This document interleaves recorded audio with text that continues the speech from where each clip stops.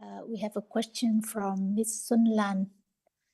Dạ, em mời chị Xuân Lan có thể hỏi câu hỏi của chị bằng tiếng Việt trước được không ạ? Được em. Để chị Dạ, em mời chị. câu hỏi đó chị. Dạ, kính thưa Achan, kính thưa ông bà Chanchara, con xin có câu hỏi ạ. Trong tiểu kinh nghiệp phân biệt, Đức Phật cũng có trả lời câu hỏi của thanh niên số bá về nghiệp và quả của nghiệp. Vì sao có người giàu, người nghèo, kẻ sắc đẹp, người sắc xấu, người thông minh, kẻ ngu đần, vân vân, là do các nghiệp khác nhau đã làm trong quá khứ. Và trong cuộc sống thì chúng con cũng thường hay giải thích phước và họa cũng được lý giải là một cái câu chuyện về quả của nghiệp thiện và quả của nghiệp bất thiện đã làm trong quá khứ. Vậy xin Achan và ông bà Chansara giảng thêm cho chúng con để hiểu những cái câu chuyện về phước và họa theo pháp thực tại như thế nào cho đúng ạ. Vì con hiểu cả một câu chuyện thì không thể nào là quả của một nghiệp mà có thể xen kẽ rất nhiều quả của nghiệp thiện và rất nhiều quả của nghiệp bất thiện xen kẽ với nhau. Nhưng con vẫn chưa hiểu rõ. Xin Achan giảng cho chúng con. Con luôn luôn gặp vấn đề khi liên hệ những cái pháp chân đế với lại pháp chế định ạ. Con xin cảm ơn Achan và ông bà Chansara. Dạ em Tâm.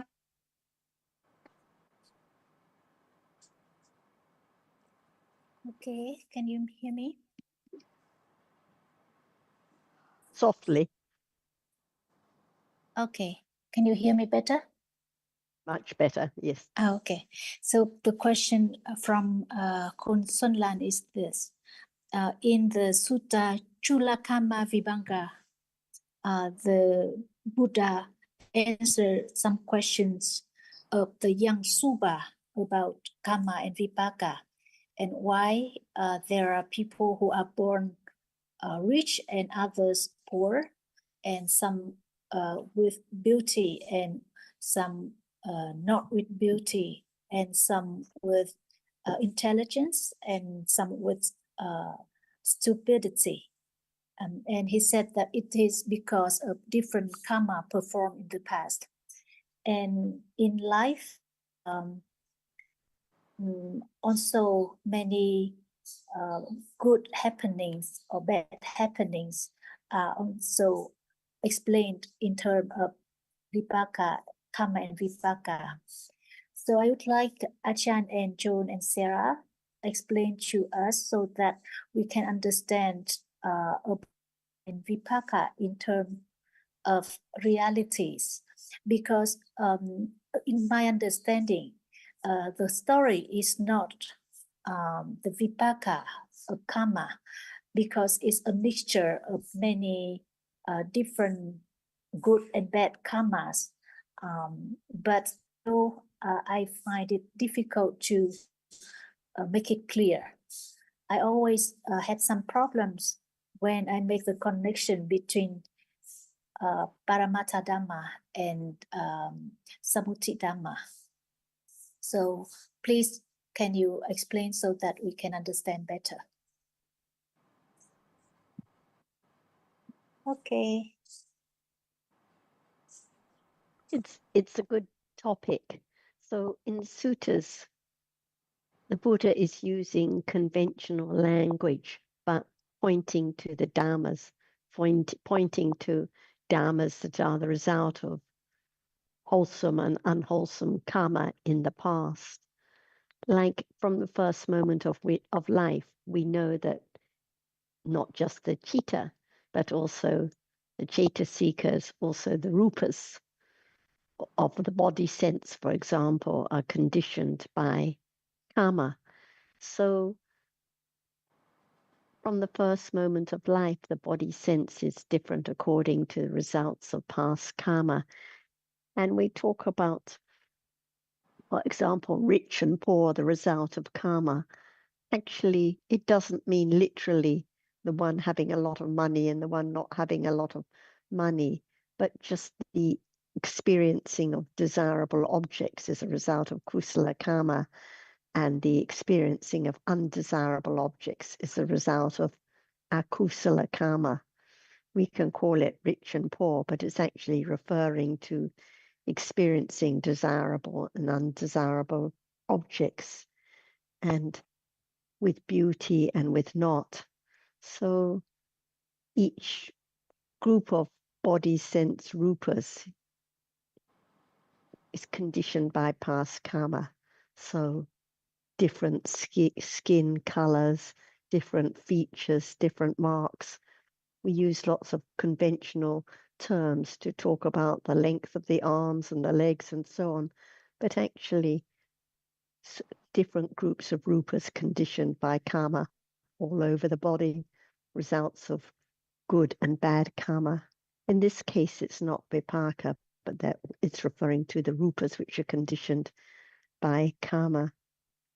And intelligent and stupid, we know that for some they are born with 3 wholesome roots and some with 2, and then some that are born severely handicapped from birth, for example, with no roots.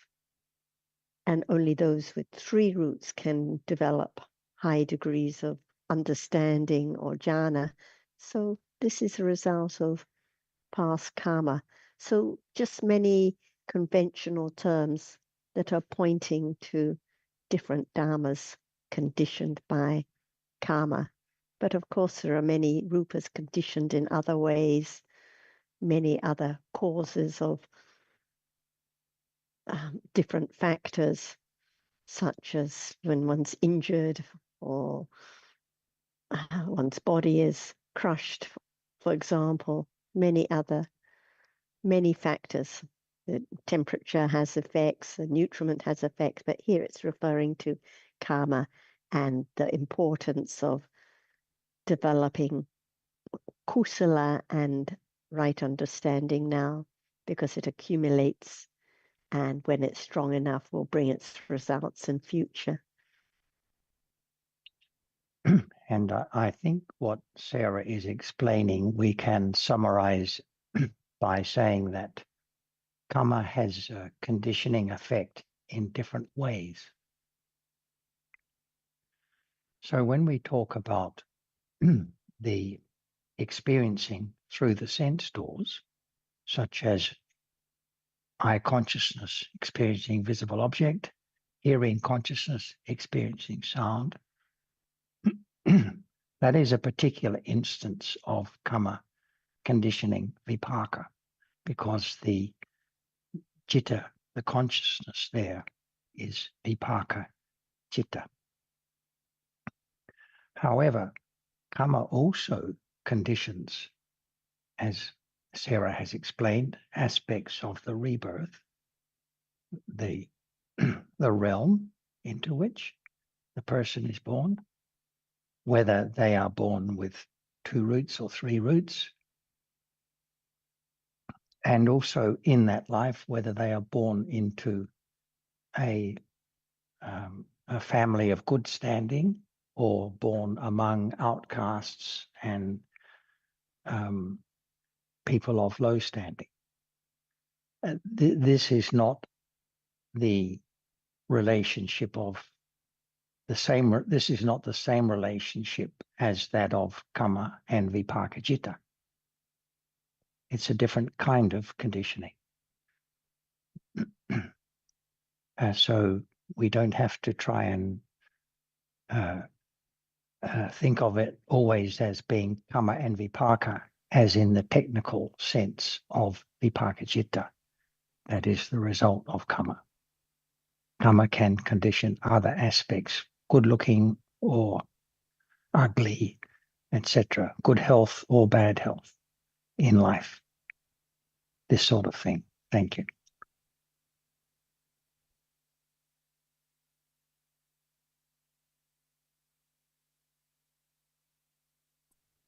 Thank you, John and Sarah and Achan. Do you have any comment to add? Is that understanding of the reality, which is moment of birth, seeing, thinking, and now, or just the story about that. But if there is no understanding of the truth, the nature of that which is there can never be the understanding of what is there as just it's a reality. If nothing arises, there is nothing appearing at all. So now what arises is not known as it is. We take it from shape and form to be something all the time. But in truth, what is there just in a moment, from moment to moment, not permanent at all. What arises is conditioned to arise. Even thinking is not seeing, it's not liking, it's not disliking. So what are they? Can it be taken for someone or something or not at all? Because what is experienced has to arise and to be experienced and then gone, never to return at all. Are we talking about each moment as it is, no matter what? It's not permanent at all, but no understanding of the truth, the nature of it as it is. That's why what appears is taken for something atta all the time.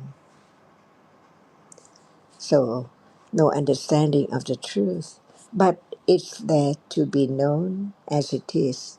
So, can there be the understanding of that as it is, not as it's taken for being something all the time, as usual, as before?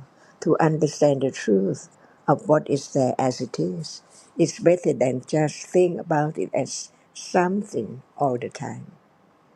Is that right? What is there gone? Each moment, unknown, but it's not there anymore. But the idea of something there, even I see, is there all the time. So it's time to begin to study, to have confidence of the truth, that seeing cannot be anything else at all. It's only seeing. It arises just to see. When it arises, it has to see. It cannot be changed. And seeing is there and then gone. Nothing more. No seeing anymore. Each moment of seeing is gone. So we begin to understand what is taken for something or I. In truth, they are all gone. Not it's left at all. As we think it's still there, today and tomorrow and next year and so on. But in truth, it is just the word of what is there, conditioned to arise and then gone all the time. Can it be known as the way it is, not as something permanent? Like now, it does not show up at the moment when it's said it's gone, instantly. So begin to understand the truth. And understanding does not belong to anyone.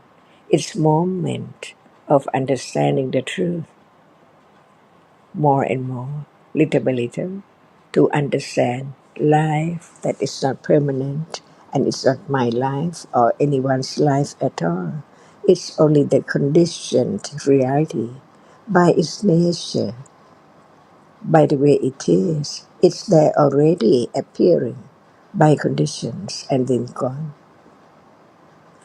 And that can be known at any moment of any kind of reality, that it does not stay at all. The sound gone, the hearing gone, but no attention to the truth of each moment. That's why there is always question about life, about people, about situation, on and on and on, and then die. After death, no more thought about what was there before death at all. Just born to see, to hear, to smell, to taste, to touch, and cling to that as something, what it's gone already. Is it true? Learn to understand the ultimate truth of what we take for someone or something or I, that actually there's no one and no thing at all. Only that which is there, so very short and gone instantly. Is it worthwhile to understand the truth? Nobody can change the way it is. It's there only when it's there. And in truth, it's gone. But what is left is the nimitta, the sign of that, which is gone. At the next moment, just condition the shape and form of that particular one to be known, to be taken for whatever in life, even right now, as something. Can it be known? Is it true? To understand, no matter what is there, as the truth of it, the ultimate truth. Hardness is there, not anyone. Seeing is there, sees whatever is seen, not anyone. Is it boring to think about this, or is so true that it can be realized? And when it's realized, so relaxed. No more burden. No matter what would be the next moment, it's gone for sure. Until the end of life, of the arising and falling away of all kinds of realities. When Panya is there, understand the conditions for what arises and let go. The clinging and ignorance of that which is there, condition on and on and on. What is there now, each moment. That's what I think.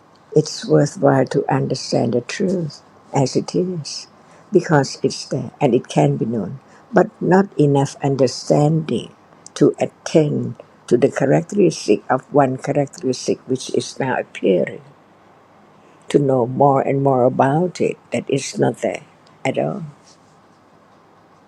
No one in this room, no room at all. Only that reality is there appearing. And when it appears as the reality, no room, no house, no road, no sky, no moon, or no mountain, not anything at all. How come? All gone. Only that which is there appear to the precise understanding of what is there as it is. It can be known because it's so true, it's so real. Anytime, seeing is there, sees and gone.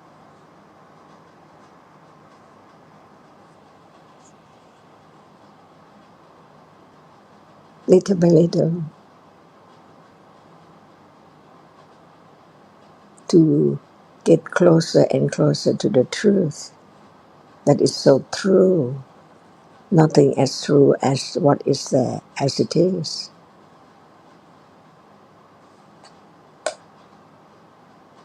And we can study the characteristic of the reality no matter what when it's there right now. To have confidence of the truth that actually just live in the world of dreaming about that which is there, arising and falling away unknowingly. So what appears is just the shape and form of what is there from moment to moment as something, but in truth, each one is conditioned to arise and fall away in split seconds.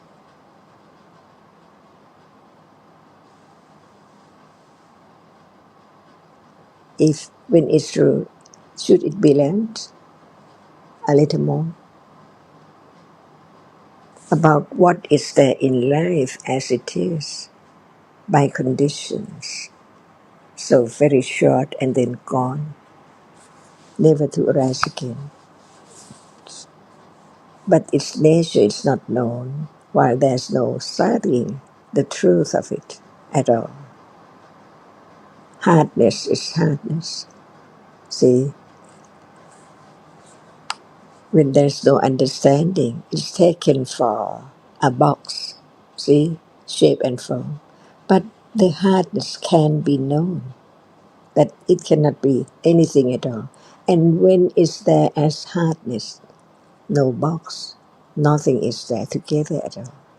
Only one moment at a time experiencing an object which is hard and gone.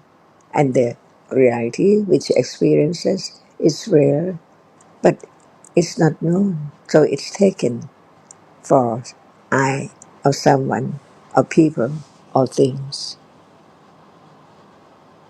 What is true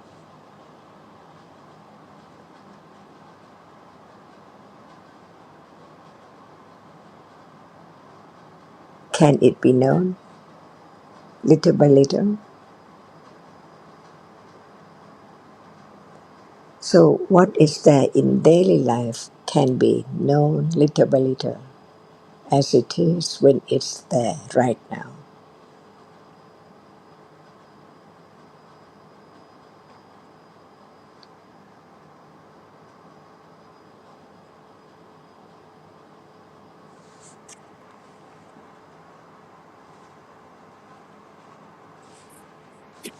Thank you, Achan.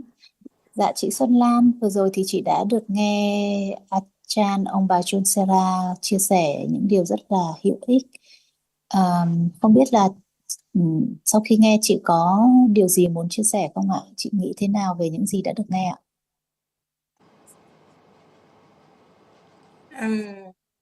Sau khi được nghe thì chị có hiểu thêm một chút xíu thôi, nhưng mà cũng vẫn thấy rất là khó để có thể hiểu được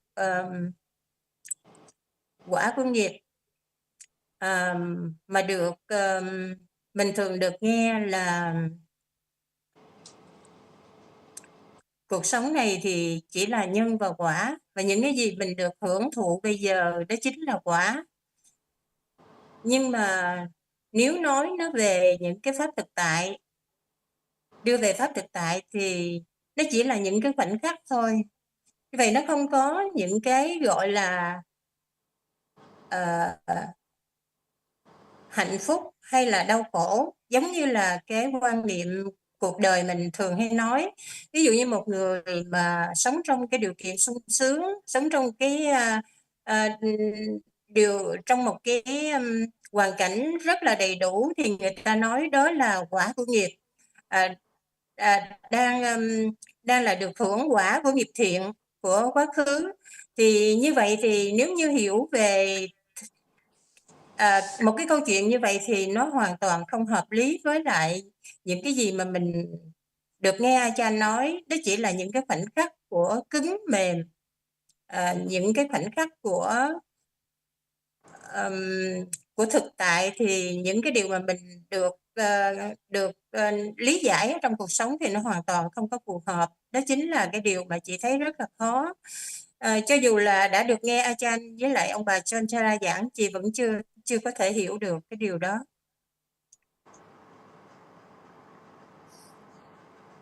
Như vậy đó Tâm. Dạ. So she said so many things, but I will just make it brief.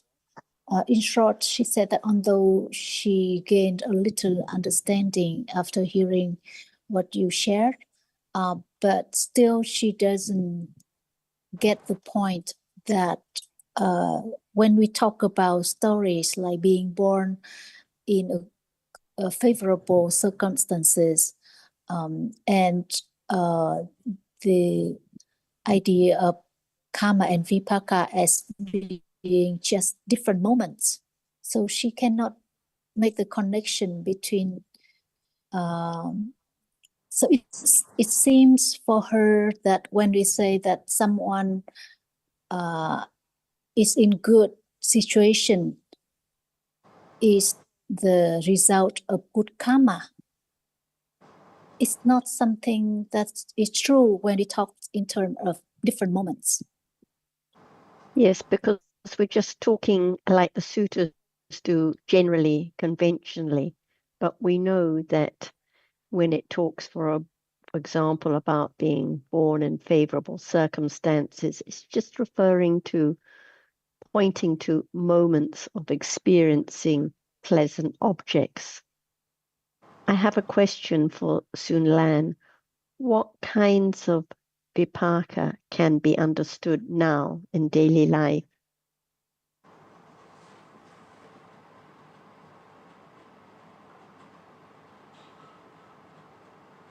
Dạ, quả vô nhân ạ. Thưa cô Sarah. She said the ahetuka vipaka chittas. Please give some examples. Dạ, ví dụ như là thân thức quả thiện ạ, thân thức thọ xả quả thiện ạ, thân thức thọ khổ quả bất thiện ạ. Ý của chị là thọ lạc đúng không ạ? Bởi vì là không có thọ xả quả thiện trong trường hợp của thân thức ạ. Đúng rồi em. Chị The nhầm. example is body consciousness, Okay. which is the good and bad. Right. Good example. So the reason I asked was because when you mentioned before that in the sutta it talks about karma and vipaka, but usually in the suttas it doesn't use the word vipaka. It just refers to the results of good and bad karma, kusala and akusala karma. So it refers to not just the vipaka citas, but also the rupas conditioned by karma. So we need to be clear about that point. And yes, so anyway, moments of pleasant and unpleasant bodily experience all day. We know you can be born in bad circumstances and have many moments of experiencing desirable objects, and you can be born in a rich family with lots of comfort and have countless moments of experiencing bodily pain and unpleasant objects. But it's just generalizing and saying that in general, the result of kusala karma is the experiencing of pleasant objects, desirable circumstances, even though in truth there are no good and bad happenings. There are no good and bad situations. Have confidence that what you have understood from the Abhidhamma and your study of Dhammas is correct. They're just moments of experiencing pleasant and unpleasant objects, even at moments of seeing and hearing with neutral feeling. It's just seeing pleasant or unpleasant objects, but unknown. Who can tell at this moment whether it's a desirable or undesirable visible object that's seen? Even at this moment of bodily experience, who can say at this moment whether it's a desirable object or undesirable object, because it's so quick. So it's just talking in everyday language, but pointing to the truth of different dhammas conditioned by karma. So when I read these suttas like you, I have confidence that it's just pointing to the truth that the Buddha taught about different citas, cetasikas, and rupas conditioned by karma, not by my wish or my will or my bad fortune or because my parents did something terrible, but it's very fair, just a result of karma in the past for a moment. And right now, moments of which are the result of kusala karma, moments which are the result of akusala karma. So it's like that. But from the first moment of life, we know the very first moment of life the patisandhi in this realm, result of kusala karma. So conditions for experiencing more desirable objects than, for example, in a woeful plane, which is a result of akusala karma, conditioned to experience more undesirable objects. That's all, I think. So whatever we read about in the suttas is pointing to the truth about dharmas right now. So this is why Ajahn said, is there understanding of what is right now? If there's no understanding of what is now as a reality, then there's going to be misunderstanding. There's going to be confusion when we read suttas, and there's going to be the taking of everything for as utter all the time. It's going to be something all the time. So there has to be the understanding and the confidence of Dharma now that is being experienced. So no doubt when we read the suttas that it's about different Dhammas, no matter what language is used. Okay. I have a quick question for Ms. Suan Lan. Do you believe in the power of deeds? In other words, that deeds bring results? Do you accept that teaching, that part of the teaching? Dạ con nghĩ là nghiệp thì là thật ạ. Vì tất cả những cái hành động thiện và bất thiện thì nó sẽ có một cái năng lực để có thể trổ quả ở tương lai ạ. Con tin vào điều đó. Yes, I believe that any good and bad deeds has the power to yield result in the future. And what would those results be, as to your understanding?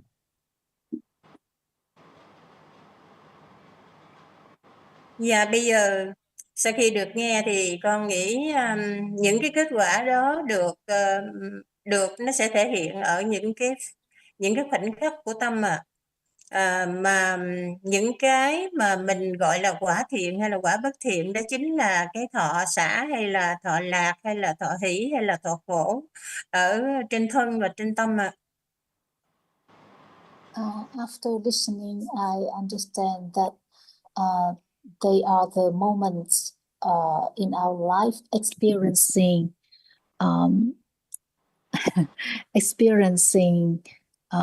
desirable or undesirable objects with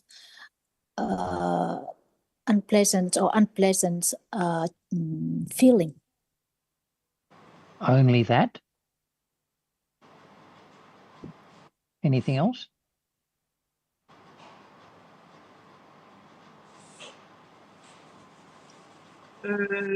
Dạ, con nghĩ là thức tái tục và các cái sắc được sanh ra trong cái thời tục sanh đó cũng là quả, đó là cái quả quan trọng nhất ạ. Also the Patisandhi Chittas and the Rupas that are produced at the moment of Patisandhi Chitta.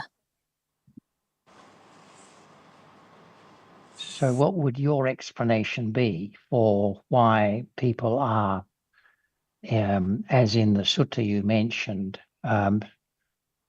some beings are seen to be inferior and some are superior. Some are short-lived, some are long-lived. Some are sickly, some are healthy, some are ugly, some are beautiful, etc. What is your understanding of the reason for those differences?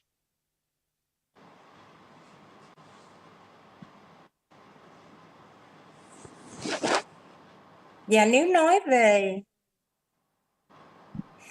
về người sinh ra là có trí tuệ hay là người sinh ra có sự ngu đần, đó là quả của nghiệp, thì con nghĩ đó cũng là do cái sự tích lũy trí tuệ qua nhiều kiếp sống.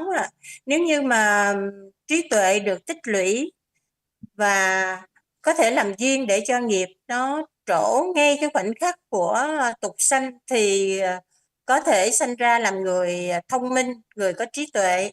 Con nghĩ như vậy, không biết có đúng không ạ? Dạ. I think that being intelligent or not depends on the accumulations through many lives. And if there are conditions for that to cause the Patisanti Chitta, then that person will be a smart person.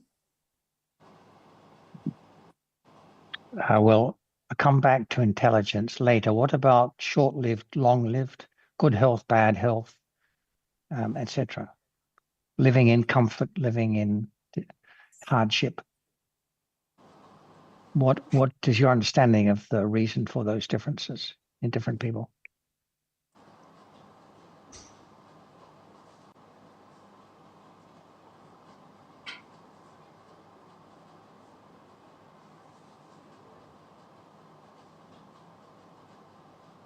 Ở trong kinh thì Đức Phật có nói là những người sát sanh khi mà phạm giới sát sanh thì thọ mạng kém, và ngược lại ý đó là về thọ mạng. Thì con nghĩ nếu như mà cái duyên cho cái tâm, cái duyên cho cái nghiệp và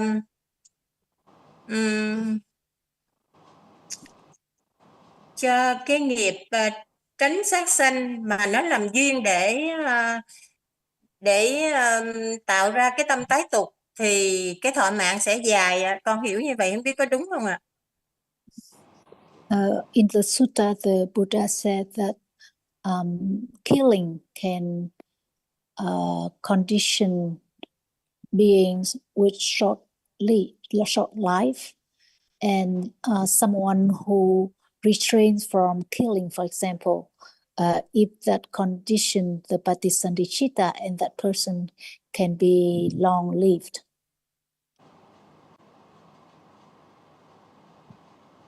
So you're saying that you agree with how the Buddha explained the effect of karma and its consequences.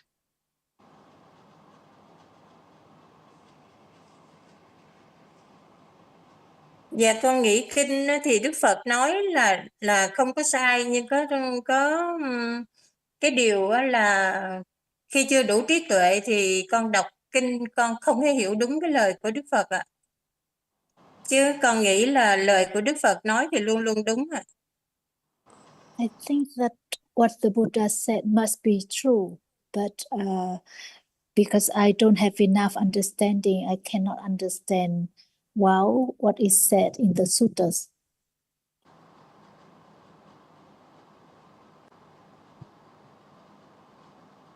But you don't have any other explanation to offer other than what the Buddha said himself. So where is the difficulty you are asking about? You said at the beginning you had difficulty understanding the Buddha's teaching on what causes these differences in people. But it seems you don't have any other explanation of your own to account for these differences. Dạ, hiện giờ thì con chưa có biết giải thích như thế nào ạ.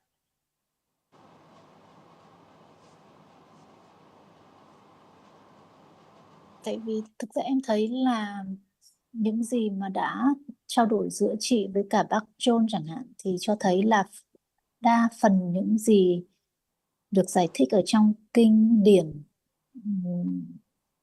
và chi tiết như vậy thì cũng đã là khá khớp với nhau rồi, đúng không ạ? Vừa nãy ban đầu chị nói là chị không thể liên hệ được, không thấy nó khớp với nhau khi mà nói giữa thực tại với cả các câu chuyện, thì bác muốn làm chị làm rõ xem là nó không khớp ở chỗ nào ấy, thì chị có thể làm rõ những cái đấy được không ạ? Từ vì khi chị trả lời như vậy thì bác vẫn nói chị là có cái cách nào để trả lời khác hơn như vậy hay không á, nên chị nghĩ là không có cách nào để giải thích khác hơn. Ý của bác là tại vì chị bảo là chị thấy không không khớp được với nhau á, thì có nghĩa là giữa những gì mà chị hiểu về nói về nghiệp và quả của nghiệp ờ, theo câu chuyện, nó phải khác với cái về nghiệp và quả của nghiệp theo khoảnh khắc, đúng không? Thế nhưng mà cái đoạn vừa rồi thì lại trao đổi thì thấy thực ra là nó khớp với nhau, thì bác mới hỏi là thế thì ngoài ra chị có cái ý nào khác không để mà thấy rằng là nó không khớp? À, thì có nghĩa là bây giờ thì chị đã hiểu nó như vậy rồi. Còn có cái cách nào để giải thích khác hơn thì chị nói là không. Có nghĩa là chị đã hiểu được những cái gì mà hồi nãy giờ bác giảng cho chị và Sarah đã giảng thì chị đã hiểu rồi, hiểu được cái phần đó rồi em. She said that she got the points that you and Sarah have explained. She has no other explanation. For example, the one you just mentioned Well, is very, can I just finish it? The one just mentioned is very straightforward, such as when the Buddha talked about the long life or the short life. What is the reality he's referring to? What is the vipaka he is referring to?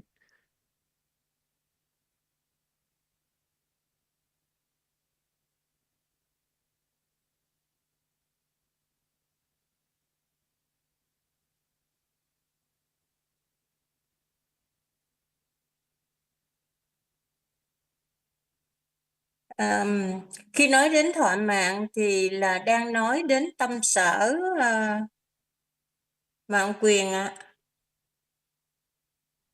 She thinks that the lifespan refers to the Jivitindriya Rupa.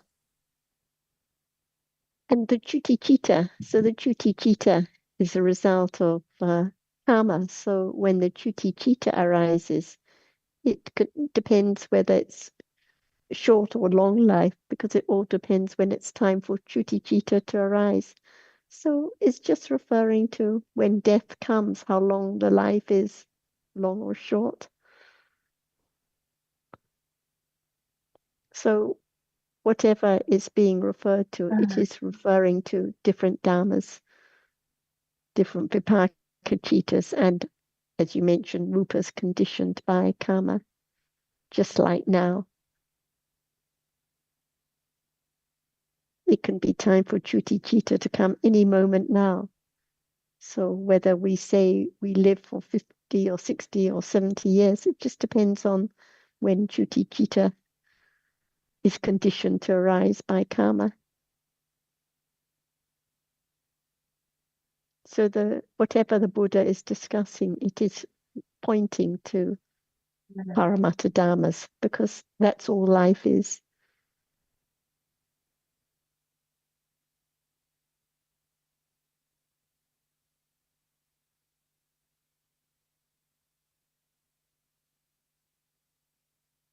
Dạ, con cảm ơn cô Sarah rất nhiều ạ. Con hiểu ngay chỗ này rồi ạ. Như vậy thì thọ mạng dài hay ngắn đó là do duyên để khởi sanh cái tâm tử. Ở cái thời điểm tâm tử mà đủ duyên để sanh khởi thì lúc đó thọ mạng kết thúc ạ. Okay, thank you very much, Sarah. I got this point. So the lifespan is short or long depends when the karma condition the chuti chitta to arise. That's it. So we can see that without an understanding of dhammas as anatta, everything gets mixed up. We think of a person who dies and a person who has a long or short life, but we know life is just referring to different chittas, chaitasikas, and rupas conditioned in different ways. That's all. Whatever the language the Buddha uses in different contexts.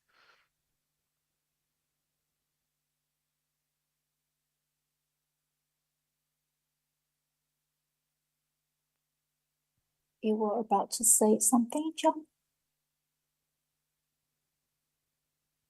I can't quite remember what I was going to say, but I'll say something.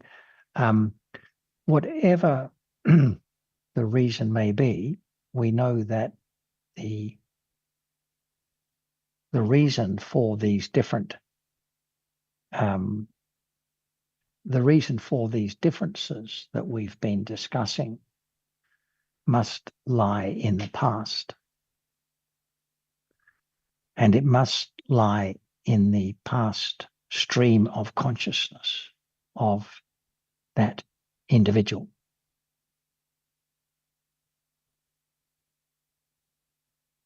And so it must be deeds performed by that stream of consciousness in previous lives.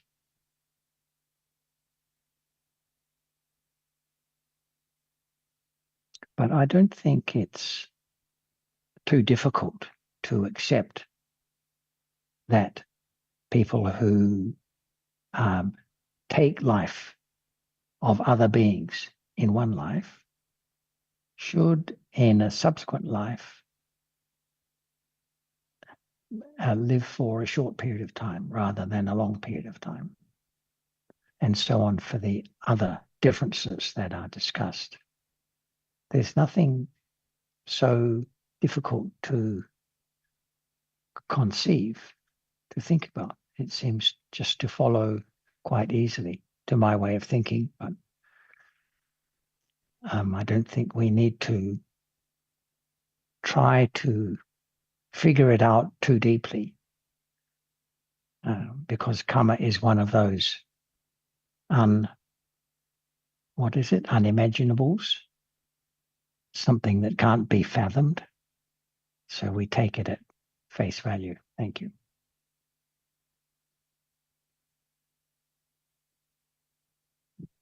The four unthinkable, right? Thanks. Argentia. Right. Thanks. Dhamma.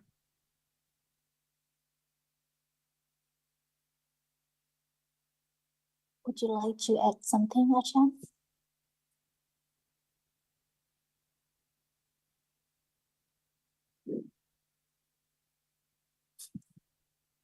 Would you like to add something, Ajahn? Yes. Shall we talk about what is there now? Because what can be known, it has been when it's there. So, what is there now?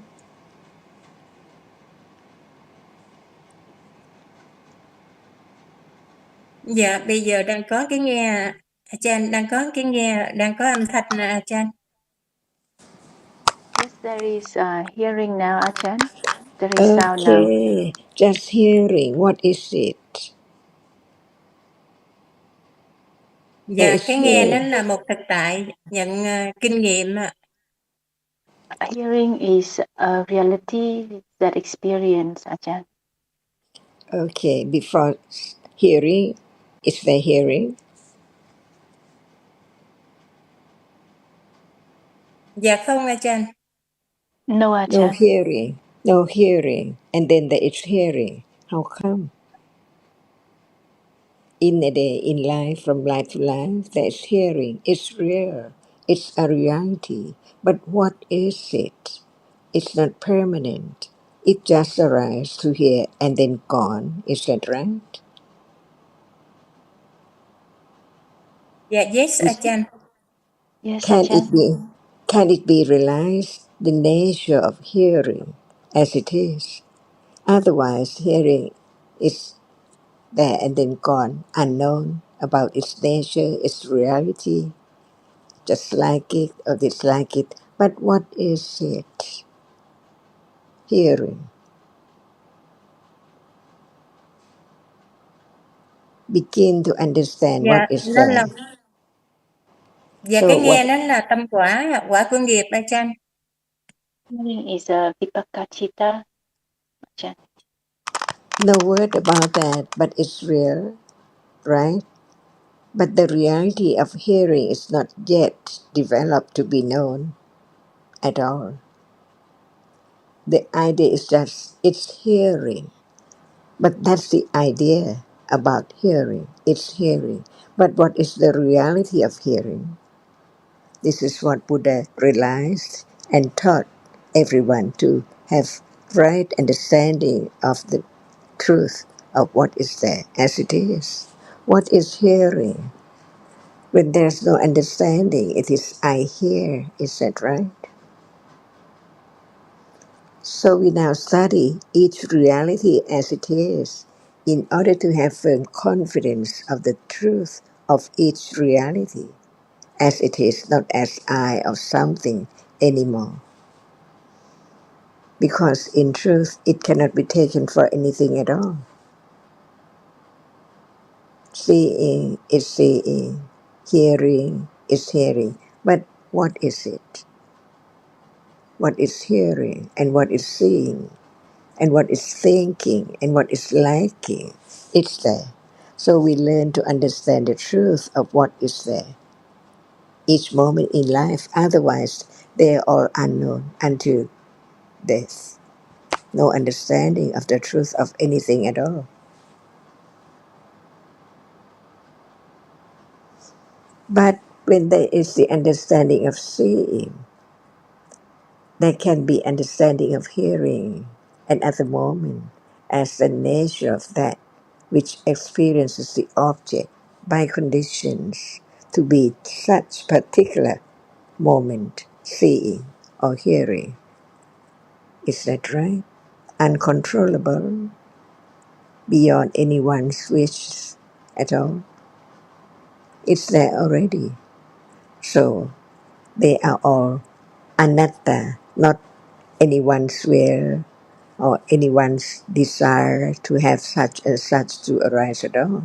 So what is life is moment of experiencing an object from moment to moment by conditions. But who knows what conditions seeing right now, or attachment right now, or ignorance right now, until the one who realizes the truth shared his understanding to the others, to consider, to begin to understand the truth of each moment of life. What is it? See, not just keep on thinking about this and that and try to find out the word for it. But the truth is that what is there is not anyone or anything at all. Is that true? They're seeing right now. It cannot be anything at all. It just arises to see and then gone. Unknowingly, unexpectedly. No one can stop the way it is. Not to arise, not to fall away. Impossible. So begin to understand reality as it's just a reality. No one there at all. There are conditions for it to be seeing. There are conditions for it to be hearing. There are conditions for it to be seen. And there are conditions to be heard, and so on. All by conditions. Without condition, nothing can arise at all. Is it true? When there is the understanding little by little, there is less and less ignorance and attachment to what is there as I or something permanent. It's just the way it is.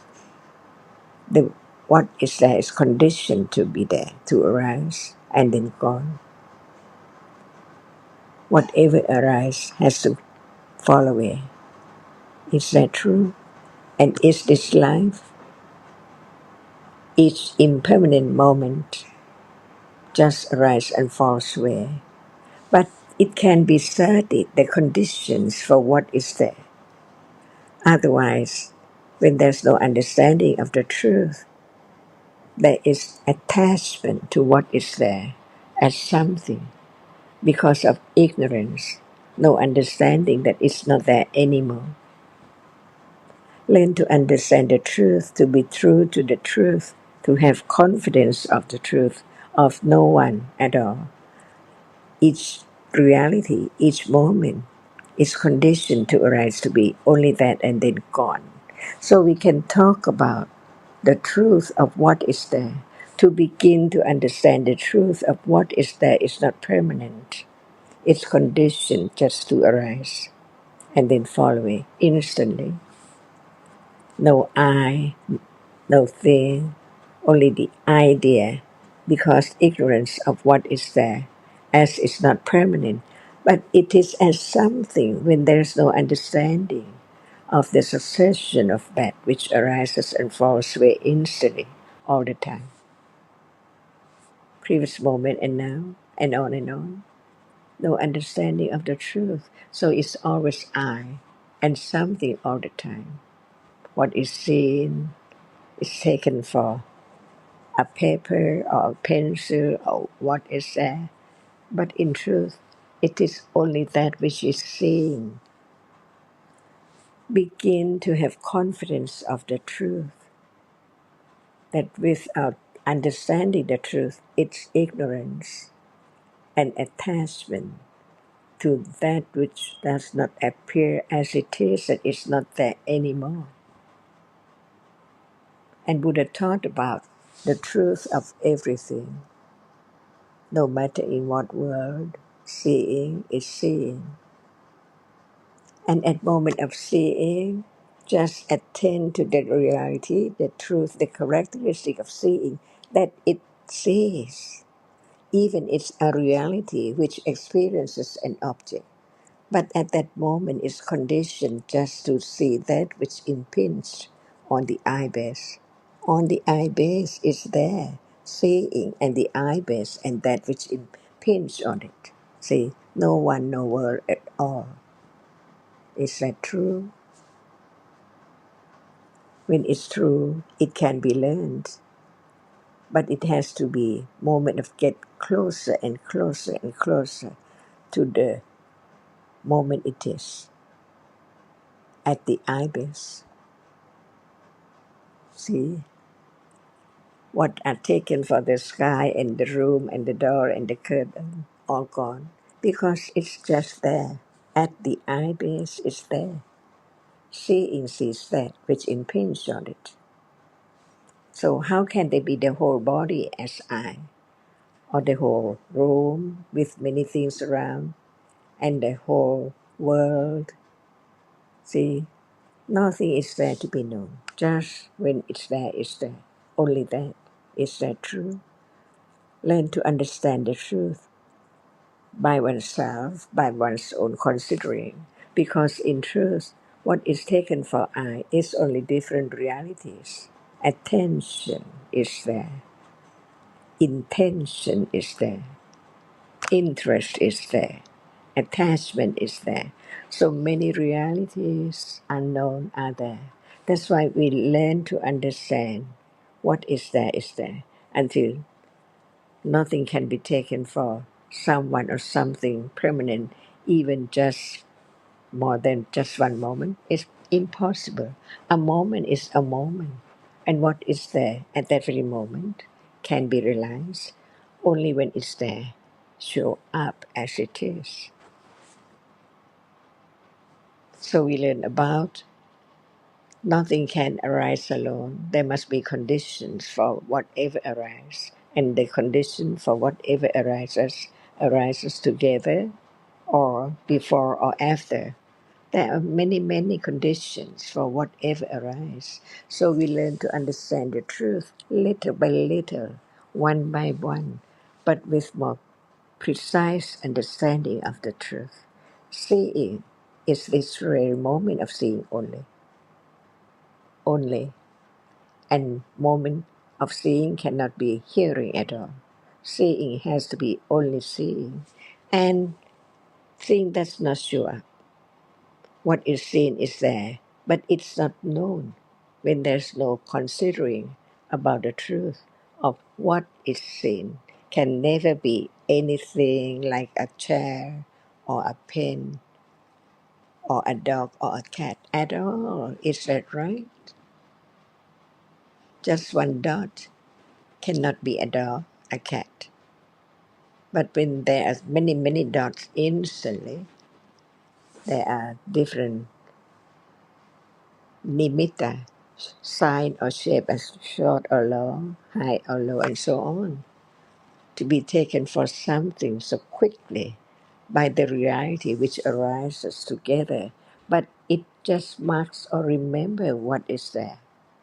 When the reality, which is the chief of experiencing, arises to experience the object, only the object clearly, but it's not the understanding because its function is just to experience that which is there, very clear,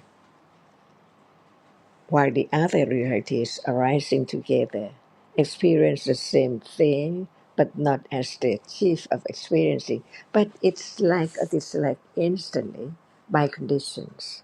That's why learn to understand each different realities a little more, to understand the truth. There are so many different realities, even the same kind but different levels, different degrees, like attachment. There is attachment instantly to what is there because no understanding that it's not there anymore. See, ignorance is there. But in truth, ignorance is not the chief of experiencing the citta, but its moment of whatever appears, no understanding of the nature of the truth of what is there at all. Is it true? Ignorance of that which is not at all, or a pen, or microphone, or anything. It's just that which is seen, different color. The succession of the arising and falling way of seeing condition what is seen to be different shape and form, to be known as something by memory, not by the seeing, the chief of experiencing. Even that reality which experiences the object are different. They cannot be the same at all. Seeing cannot remember. It performs a function of experiencing the object clearly. That's all. For the other cetasikas, mental factors rising together to perform its function, they are there by conditions. Who knows what condition? The condition that condition it to arise together, sahachata, pajya, and so on. Anyamanya Pajya, they depend on each other and so on, all by conditions. That's why we learn about the absolute truth, the ultimate truth of what is there, which cannot be the other reality at all. Seeing cannot be hearing, but seeing is the reality which is the chief of experiencing that which impinges on the eye, which were objects, and the hearing is the chief, the citta, which experience sound, different sound, is heard clearly by hearing, only that. See, the same kind of reality, which is the chief of experiencing, but different condition, to arise to see, or to arise to hear, or to arise to think, is there each moment in life, from eons and eons ago, non-stop, from moment to moment to moment to moment, up until now. Is that true? No one there at all. And it's known at moment of death, no one at all. But death is momentarily, moment, seeing arises and falls away, never to arise again. So no matter what we are talking about, the truth is that there are different realities, different conditioned realities by different condition, by way of sahasata or anyamanya or anantarapajya or samanantarapajya. See, how can it be anyone or anything when there are such understandings of the truth of it, the conditions for its arising, more and more, firmer and firmer, clearer and clearer, stage by stage. Not just think about this and think about that and no understanding what thinking is and what attachment is and what aversion is and what ignorance is. Or I, when there's no understanding of the truth. That's why learning about the truth of what is there, one by one, little by little. Otherwise, there can never be the sharp and keen and understanding of the truth of what is there at all. Is that true? Is that true? What is the understanding of that? What is true? So understanding get closer and closer to whatever is there.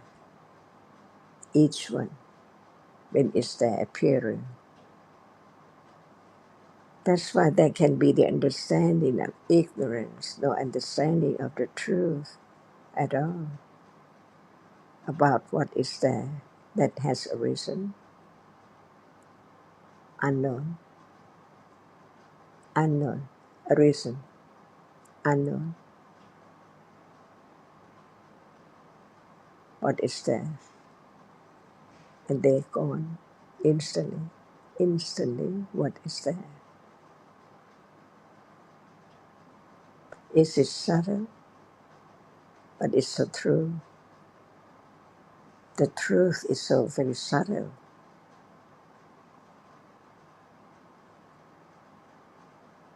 Thank you, Achan.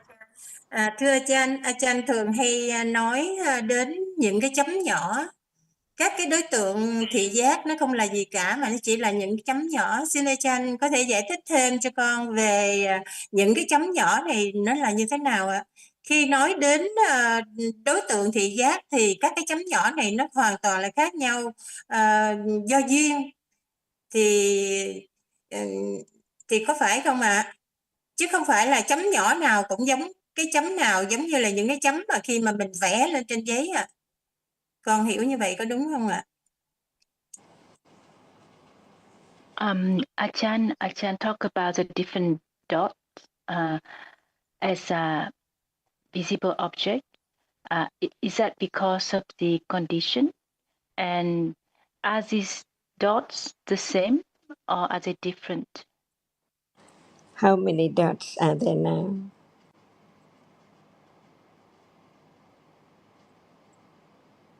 How many moments of seeing just a dot? Dạ vâng thưa. So begin to understand what is meant by dot. See, the understanding of the way it arises and impinges on the eye base, and that moment it's not seeing yet. See, so many moments there can be gradually learned by the words of the truth from the enlightenment.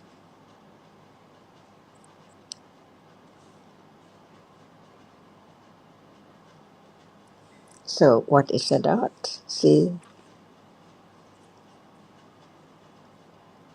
Dạ theo con hiểu thì Achan khi nói đến một chấm đó là Achan muốn nói đến nó là một cái đối tượng thị giác hay là đối tượng của cái nghe hay cái nếm hay gì đó, nó chỉ là một sắc thôi à.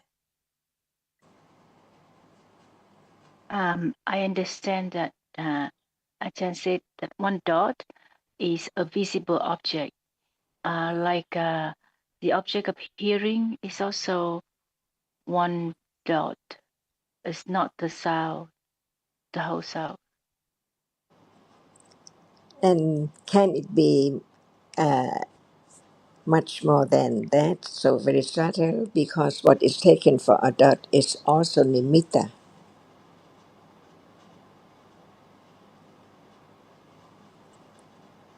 See, so many realities arises and falls away, and what is there is just one characteristic as a dot or something.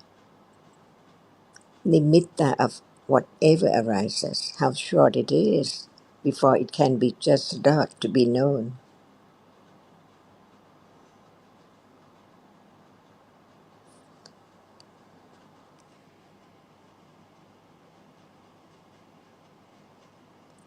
That is how subtle the truth is, even of a reality.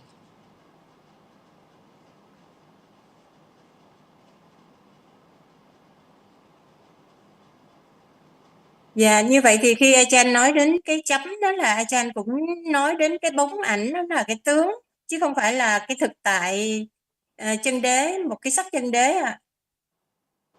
So when Ajahn talk about the dot, it's actually a nimitta. It's not one single reality itself, isn't it? That's why just understand what can be understood, right? For example, the characteristic, the nature of that which experiences the object. Is it real? Is there such reality which experiences the object? It arises just to experience the object. Its nature is that it experiences whatever is there by conditions. Learn to understand Dhamma. What is the meaning of Dhamma? The reality, which is anatta, not at anyone's will or control or wishes at all. Whatever is there, it's there already. So the truth is there. Understanding that which is there already, understanding that which has a reason, right then. Right then. It has to be understood. What is that? It's real, it's there. That's why I learn to understand the subtlety of Dhammas, to see that it's not easy to understand, to realize the truth. It has to be little by little, considering wisely, carefully, to begin to understand that it's real, the reality which is there, experiences the object. No thought about when and what and when it begin or when it fall away at all. Just understand the truth. Little by little, it's there. What does it mean? It has a reason, right?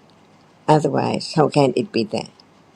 So understanding is understanding that which has a reason. Right then. Right then. See, when will there be the understanding of that right then?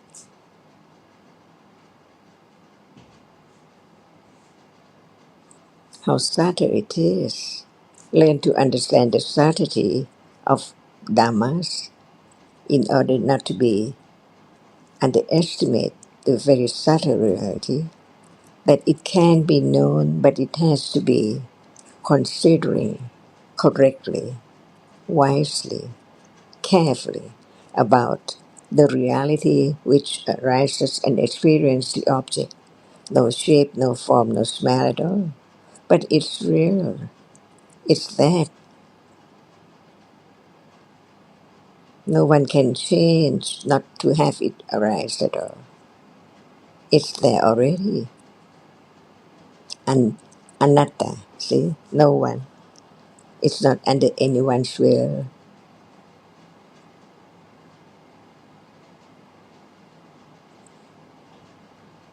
And this is the way to pay respect to the truth about the truth.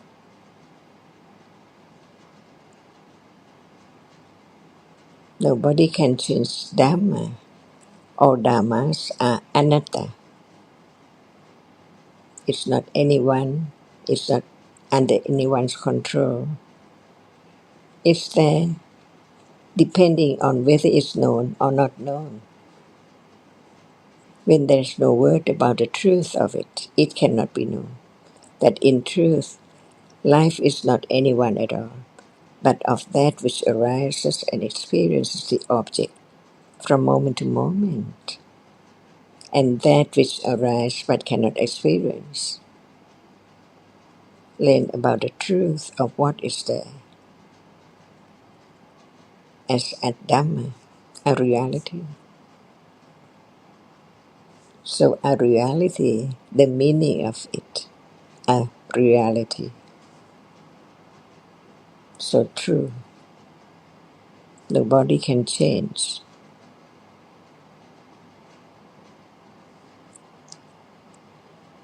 Can it be known? Can it be realized the way it is without whatever arises? Can there be anything? Nothing arises, nothing there. But what is there is that which has arisen by conditions. No matter what, see, no matter what, whatever is there has arisen and gone, instantly unknown. So begin to learn to understand the truth of Dhamma, the ultimate truth, ultimate reality. Never be changed, no one can change it all the way it is. From nothing, they are conditioned to be something and then nothing again. And it is the first Ariya Satya, dukkha. What about? From nothing and then there's something and then nothing again. Better not to arise at all. Exactly the same before it has arisen, it's gone.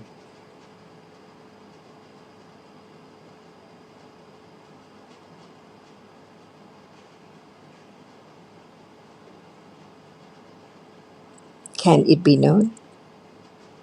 Because it's there.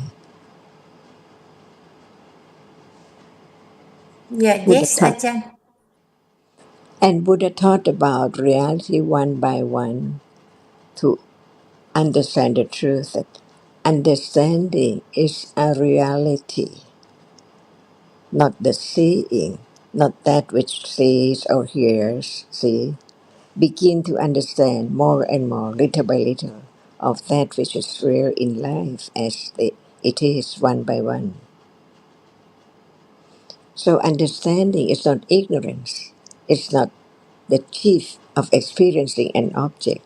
So from now we use the term citta and cetasika and rupa, see, for each reality which is there as it is by conditions. No one at all. No thing at all. Visible object cannot be anything at all. It is only visible when there is seeing only. And it also arises and falls away instantly, but it lasts longer than citta, the rupa. 17 moments of citta, and then one rupa fall away. But 17 moments, no one can imagine how fast it is. And Panya realize the truth is the breaking world, breaking up. Each moment, is it dangerous, not as pleasant as it looks or it seems to be.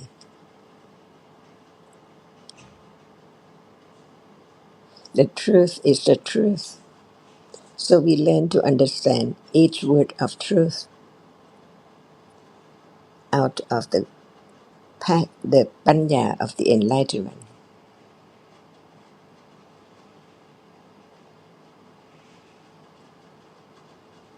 The truth is realized by the one, the enlightenment, Samma Sambuddha. After his enlightenment, what he said, Dhammas are so very subtle, but it can be studied, it can be known, it can be realized.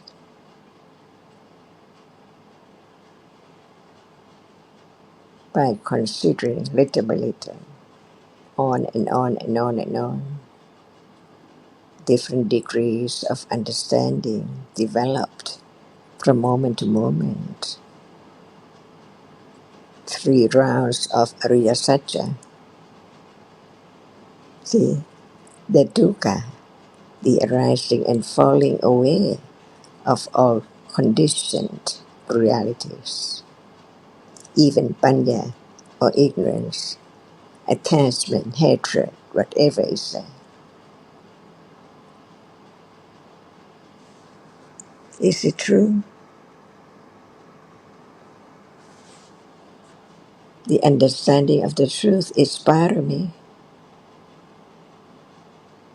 It developed gradually, little by little, firmer and firmer, to condition direct understanding with awareness of what is there right now, instantly, by conditions.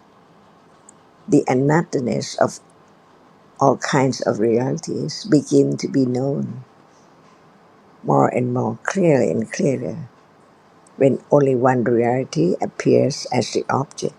Anatta, no selection, what it will be, object of understanding, of that level of understanding.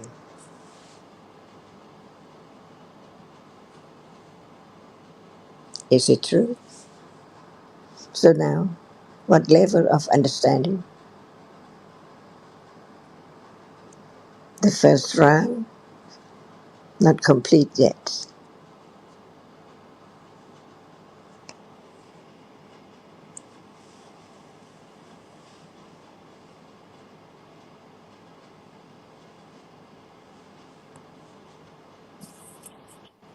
Không biết chị Xuân Lan có câu hỏi nào liên quan đến chủ đề về nghiệp và quả của nghiệp này nữa không ạ? Bây giờ thì chị không có câu hỏi nào khác cho Tâm. Em và mọi người cả nhà mình có thể hỏi thêm mà Tâm. Thì chỉ còn có 5 phút nữa.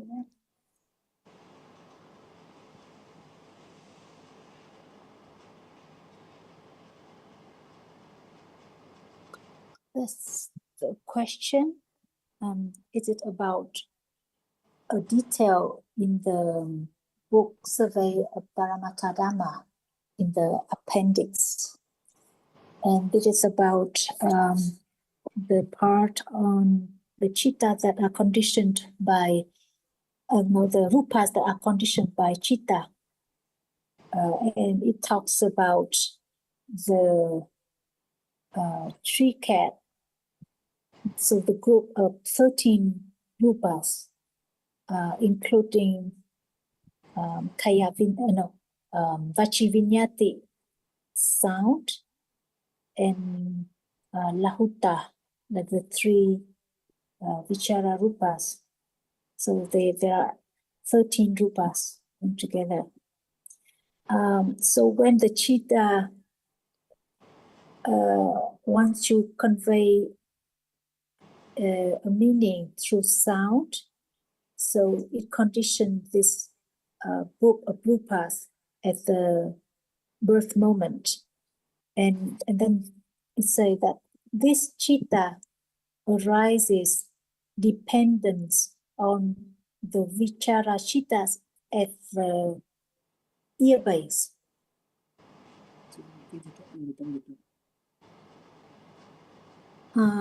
Vâng, con đang hỏi về cái chi tiết ở trong cuốn phụ lục về sắc ở cuốn khảo cứu pháp chân đế.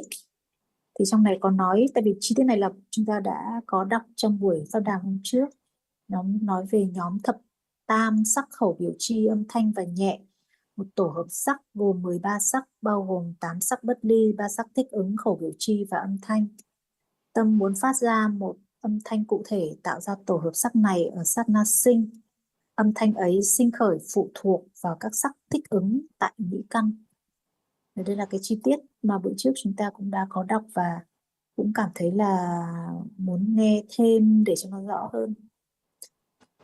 So yes, I think that is a detail that we would like to have more elaboration for better understanding, but I don't know if we still have time today. Otherwise, we can start next week with this question. Without citta, can the body move? Can the arm move?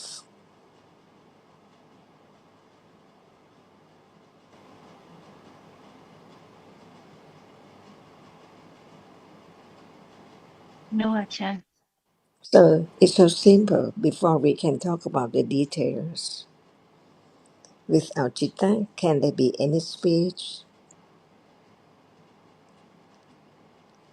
any deeds?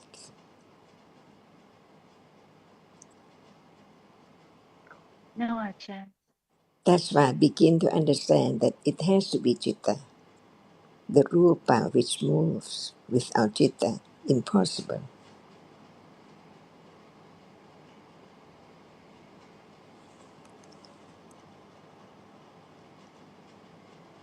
Begin to understand little by little about what are those rupa which condition the body to move.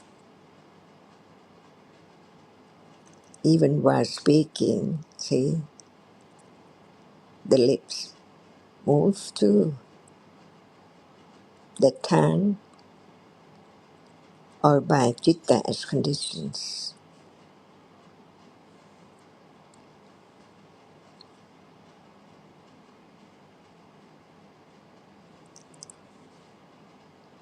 Stage by stage.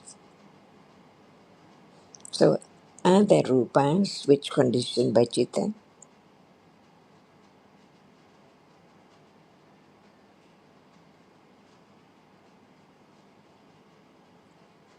Yes, Ajahn.